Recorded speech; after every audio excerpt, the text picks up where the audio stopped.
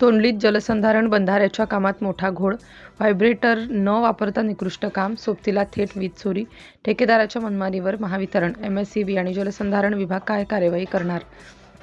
येथील राज्य जलसंधारण विभागामार्फत मंजूर झालेल्या बंधाऱ्याच्या कामात ठेकेदाराकडून मोठा घोळ घातला जात असल्याचा प्रकार उघडकीस आला आहे.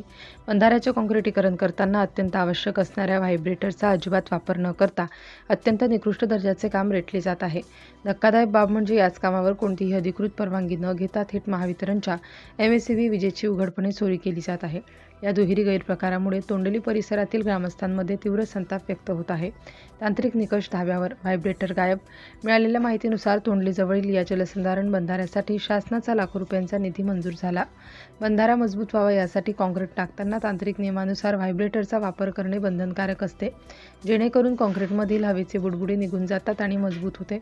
मात्र येथील ठेकेदार कोणतीही तमा न बाळगता व्हायब्रेटर न वापरताच काम उरकून घेत आहे. यामुळे भविष्यात हा बंधारा पहिल्याच पावसात फुटण्याची किंवा त्याला गळती लागण्याची भीती निर्माण झाली आहे. शेतकऱ्यांवर कारवाई, मग ठेकेदाराला सूट का? या संपूर्ण प्रकारावर तोंडली येथील ग्रामस्थांनी तीव्र आक्षेप घेतलाय. एकीकडे शेतकऱ्याचे वीज बिल थोडे जरी थकले तरी महावितरणचे कर्मचारी तात्काळ डीपी बंद करतात किंवा कनेक्शन कापतात. मग शासकीय कामात दिवसाढवळ्या वीज चोरी करणाऱ्या या ठेकेदारावर महावितरण मेहरबान का? तसेच निकृष्ट दर्जाचे काम करणाऱ्या या कंत्राटदाराला पाठीशी घालणारे जलसंधारणाचे अधिकारी कोण? आता एमएसईबी आणि जलसंधारण विभाग काय कार्यवाही करणार याकडे सर्वांचे लक्ष लागले आहे. सिटी इंडिया न्यूजसाठी नागपूर प्रतिनिधी राहुल पानतावणे. होते सर, पण सामान जळल्या कारण आम्ही ते व्हायब्रेटर आता सध्या आणलं नाही. कधीपर्यंत होईल मग? उद्या वगैरे साहेब येणार आहे आमचे आणून सोबत. म्हणजे आता इथे काम चालू झालेलं आहे ना, तर विदाऊट व्हायब्रेटरनी करत आहेत. तर आता एक हप्ता अगोदर आमचं सामान जळलं.